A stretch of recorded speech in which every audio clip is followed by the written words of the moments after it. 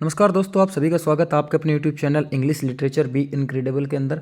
आप सभी जानते हैं कि राजस्थान आरपीएससी फर्स्ट ग्रेड की जो निःशुल्क क्लासें हैं उसी सीरीज़ के अंदर आर्ट एंड कल्चर के अंदर जो हिस्ट्री का पार्ट चल रहा था उसके अंदर आपका प्रजामंडल आंदोलन था। तो प्रजामंडल में ये दूसरी क्लास है। कल वाली क्लास जो थी वो आपकी थी मेवाड़ प्रजामंडल, ठीक है, माणिक्यलाल वर्मा ने जिसको शुरू किया था। और दूसरी आपकी सीरीज है जयपुर प्रजामंडल।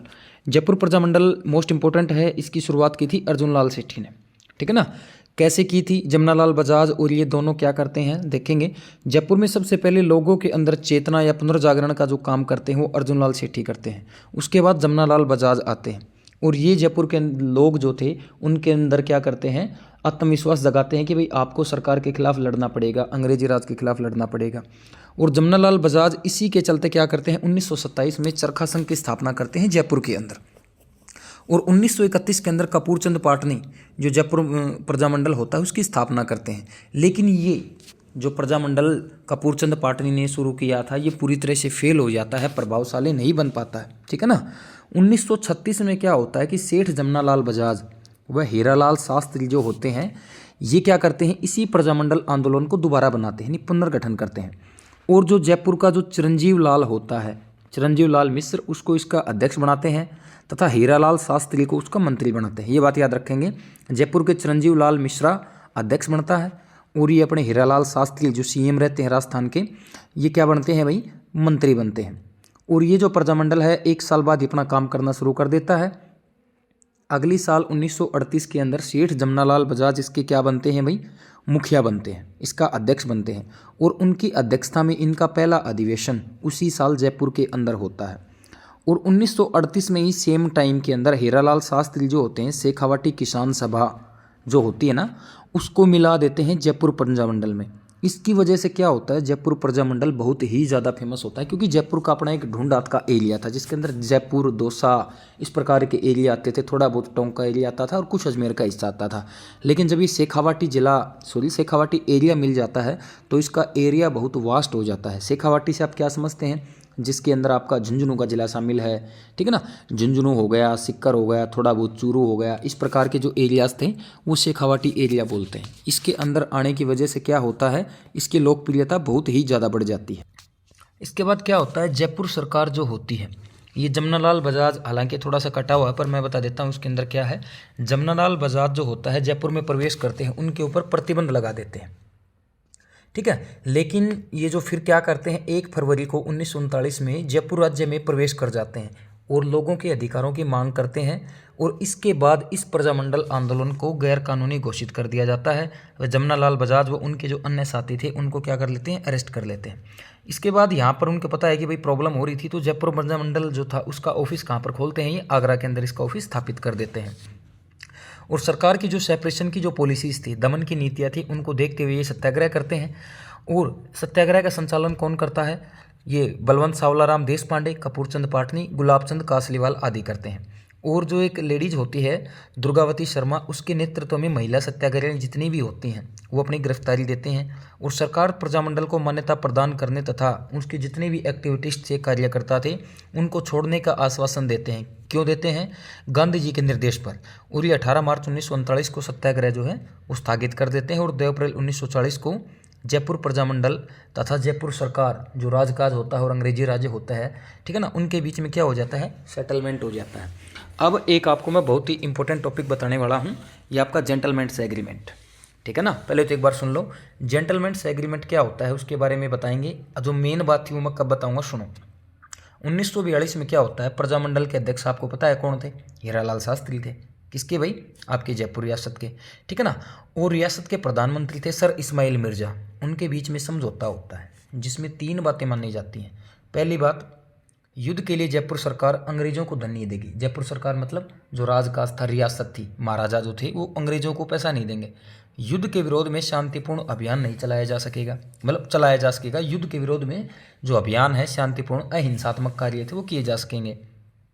और उत्तरदायित्व शासन स्थापित करने की प्रक्रिया बहुत ही जल्दी आरंभ कर दी जाएगी।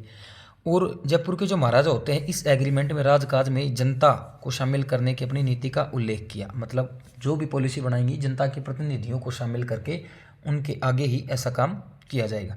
मेन बात क्या थी वो सुनो। अभी 19 नवंबर को 17 नवंबर था या 19 नवंबर था, प्रॉपर याद नहीं है, 2024 यानी नवंबर 2024 में संस्कृत डिपार्टमेंट के अंदर फर्स्ट ग्रेड का पेपर हुआ था।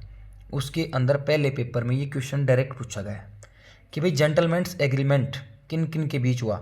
हीरालाल शास्त्री के बीच हुआ, उसके साथ कौन थे, तो रियासत के प्रधानमंत्री इस्माइल मिर्जा थे। देखो कितना सीधा क्वेश्चन उसके अंदर आ रखा है। अब की बार क्या हो सकता है, पूछ ले कब हुआ था, या ये पूछ ले 3 पॉइंट थे, 2 सही दे दे, ये 1 गलत दे दे, या 1 गलत दे दे 2 सही दे दे, या कूटवाचन में कर दें, तो मतलब किसी भी प्रकार से पूछा जा सकता है। चलिए अब प्रजामंडल की बात कर लेते हैं भारत छोड़ो आंदोलन के रेफरेंस में। भारत छोड़ो आंदोलन तो था जयपुर प्रजामंडल, यानी भारत छोड़ो आंदोलन जो था जो 1942 में हुआ था, और जयपुर प्रजामंडल का क्या रिलेशन था, इसके बारे में बात कर लेते हैं। तो भारत छोड़ो आंदोलन जो था वो क्या होता है कि इसके अंदर क्या होता है, जेंटलमैन एग्रीमेंट जो था उससे जो जयपुर प्रजामंडल के अध्यक्ष हैं हीरालाल शास्त्री वो खुश हो जाते हैं, ठीक है ना। उसके बाद ये प्रजामंडल को भारत छोड़ो आंदोलन से बिल्कुल ही अलग कर लेते हैं, ठीक है। अलग करने के बाद ये जो प्रजामंडल था जयपुर प्रजामंडल, इसमें 2 भाग हो जाते हैं। एक तो ये कहता है कि हम भारत छोड़ो आंदोलन में शामिल होंगे, एक ये कहता है हम शामिल नहीं होंगे। जो शामिल होना चाहता था उसके अंदर बाबा हरीशचंद्र, रामकरण जोशी, दौलताराम भंडारी, हंस डी राय आदि शामिल थे, ठीक है ना। और वो क्या करते हैं, इससे अलग होकर उसी साल एक नया संगठन आज़ाद मोर्चे का गठन कर लेते हैं। ये ध्यान रखेंगे आप, आज़ाद मोर्चा। इसके गठन में कौन थे, बाबा हरीशचंद्र, रामकरण जोशी, दौलताराम भंडारी, हंस डी राय आदि, ठीक है।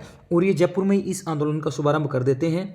और सरकार क्या करती है, इन सभी को अरेस्ट कर लेती है। क्यों कर लेती है, क्योंकि जयपुर सरकार और प्रजामंडल के अंदर तो एक समझौता हो चुका था शांतिपूर्ण, ठीक है। और उसके अंदर 3 मांगे भी मान ली गई थी जिसको जेंटलमैन्स एग्रीमेंट कहते हैं। और वो 3 मांगे क्या थी, युद्ध के लिए सरकार अंग्रेजों को पैसा नहीं देगी, और शांतिपूर्ण अभियान चलाया जा सकेगा युद्ध के विरोध में, और साथ ही में उत्तरदायी शासन स्थापित करने के लिए लोगों की मदद ली जाएगी। अब जब जयपुर प्रजामंडल की बात राजस्थान सरकार यानी जयपुर सरकार मान लेती है, तो जो प्रजामंडल के खिलाफ जा रहे हैं उनको तो अरेस्ट करना ही करना था। इसके बाद क्या होता है, जयपुर के महाराजा होते हैं वो संविधान बनाने के लिए संवैधानिक सुधारों हेतु एक समिति बनाते हैं, और ये समिति अप्रैल 1943 में अपनी रिपोर्ट राज्य सरकार को दे देती है। राज्य सरकार को दे देती है। इसके बाद देखो अपने पास आगे टॉपिक नहीं है पर फिर भी मैं आपको बताता हूँ, ध्यान से सुनना, ठीक है ना। उसके बाद क्या होता है कि जून 1944 1 जून को संवैधानिक सुधारों की घोषणा करती है, जिसके अंदर अगले साल 1945 में विधानसभा तथा प्रतिनिधि सभा के जो चुनाव हुए थे उनके अंदर जयपुर प्रजामंडल को पूरी तरह से वो सफलता नहीं मिली जिसकी वो उम्मीद कर रहे थे। यानी इस प्रतिनिधि सभा के अंदर जो 125 सदस्य थे उनमें से जयपुर प्रजामंडल के केवल 27 सदस्य थे। ये बात आज याद रखेंगे कि भाई जो विधानसभा व प्रतिनिधि सभा के चुनाव हुए उसके अंदर प्रजामंडल को वो सफलता नहीं मिली जो चाह रहे थे। 2 चुनाव हुए थे, एक तो प्रतिनिधि सभा थी, प्रतिनिधि सभा के अंदर टोटल 125 सीटें थी जिसके अंदर जयपुर प्रजामंडल के 27 सदस्य थे। नोट हो गया। इसके बाद बात करते हैं विधानसभा। यहाँ पर विधानसभा के 51 सीटें थी यानी 51 सदस्य बने, लेकिन जयपुर प्रजामंडल के केवल 3 ही सदस्य बने। इस बात से ये क्लियर हो जाता है कि कहीं ना कहीं लोगों में अभी भी जयपुर प्रजामंडल का जो नेतृत्व था, जो उसकी बागडोर संभाल रही थी या उसकी जो कार्यप्रणाली थी, शैलियाँ थी, उस पर पूरी तरह से विश्वास नहीं था। इसके बाद क्या होता है, इसी साल 1945 के अंदर नेहरू जी के जो मोटिवेशन होता है वो एक स्पीच देते हैं। उनके प्रेरणा पर आज़ाद मोर्चा जो 3-4 आदमी अलग थे जिनको बाद में अरेस्ट भी किया गया था, जो आज़ाद मोर्चे के नाम से अपना नया प्रजामंडल आंदोलन करते हैं, उसको वापस से प्रजामंडल आंदोलन जयपुर में मिला लिया जाता है। इससे क्या होता है कि प्रजामंडल की जो परिस्थितियाँ और स्थितियाँ होती हैं वो अच्छी मजबूत हो जाती हैं। और मार्च 1946 में जो टीकाराम पालीवाल था उनके द्वारा एक उत्तरदायी शासन जो होता है उसको स्थापित करने के लिए एक प्रस्ताव दिया उन्होंने, जो पास हो जाता है। और 1946 के अंदर महाराज जो होते हैं जयपुर के, उन्होंने देवी शंकर तिवाड़ी तथा कुछ समय के बाद दौलतमंद भंडारी नाम के 2 व्यक्तियों को प्रजामंडल के प्रतिनिधि के रूप में अपने मंत्रिमंडल में शामिल कर लेते हैं। ये 2 नाम आप याद रखेंगे कि भाई जो जयपुर के महाराजा होते हैं मई 1946 में प्रजामंडल से किन लोगों को अपने मंत्रिमंडल में शामिल करते हैं। पहला होता है देवी शंकर तिवाड़ी, दूसरा होता है दौलतमल भंडारी। बात समझ में आ रही है, दौलतमल भंडारी, देवी शंकर तिवाड़ी। इसके बाद क्या होता है, मई 1947 में जो संशोधित विधान होता है, कानून होता है, उसको रेडी करने के लिए एक कमेटी यानी समिति बनाई जाती है, जिसके अंदर वही बातें घिसी-पिटी उत्तरदायी शासन की स्थापना करने का निश्चय लेते हैं। 100 सालों तक ये चलता रहा उत्तरदायी शासन, ठीक है ना। इसके बाद 3 जून को 1947 में ब्रिटिश सरकार द्वारा एक डिक्लेरेशन कर दिया गया, जिसके अंदर सत्ता पूरी तरह से भाई हस्तांतरण यानी ट्रांसफेरेबल करने की घोषणा की गई, यानी भारतीयों को सत्ता देने की बात हुई, आज़ादी देने की बात हुई। तथा जुलाई 1947 के अंदर जो नरेंद्र मंडल की सभा थी, उसके अंदर महाराजा ने भारत संघ में मिलने की घोषणा कर दी। यानी नरेंद्र मंडल की जो सभा थी, उसके अंदर जयपुर के महाराजा होते हैं वो ये कहते हैं कि भाई हम तो जो है ना भारत संघ के अंदर मिलेंगे, और इस बात की घोषणा 3 जून 1947 को की। जब इस बात की घोषणा कर दी तो सीधी सी बात है, प्रजामंडल आंदोलन भी स्वतः ही खत्म हो गया। और ये नरेंद्र मंडल क्या था, पहली क्लास में बताया था, मैं फिर बता देता हूँ। भारत के अंदर मॉन्टेग्यू चेम्सफोर्ड सुधार हुए थे, उसके तहत राजा महाराजाओं को एक अधिकार दिया गया था कि वे अपने आत्म सम्मान के लिए, आत्म गौरव के लिए एक नरेंद्र मंडल की स्थापना कर सकते हैं। और ये घोषणा की गई थी 1921 में। नरेंद्र मंडल के तहत वो अपने कुछ के फैसले थे जो ले सकते थे। तो इसके बारे में 2 बातें और बता देते हैं। तो जो बीकानेर के महाराजा गंगा सिंह थे, वो नरेंद्र मंडल के प्रथम चांसलर या अध्यक्ष बने थे। और अलवर के महाराजा जयसिंह थे, वो इस मंडल को नरेंद्र मंडल नाम देते हैं। आप ये बात याद रखेंगे, ठीक है ना। और इसी से प्रेरित होकर के 1927 में जो दक्षिण भारत के दीवान रामचंद्र थे और CY चिंतामणि थे तथा NC केलकर थे, ये 3 नेता मिलकर के लोगों की रक्षा के लिए, देश रियासतों की रक्षा के लिए क्या करते हैं, एक अखिल भारतीय लोक परिषद नाम से एक सभा गठित करते हैं, ठीक है ना। तो आज की क्लास में इतना ही। उम्मीद है कि क्लास आपको अच्छी लगी। PDF इसका आपको डिस्क्रिप्शन में लिंक मिलेगा टेलीग्राम चैनल का, वहाँ मिल जाएगी। आज के लिए धन्यवाद।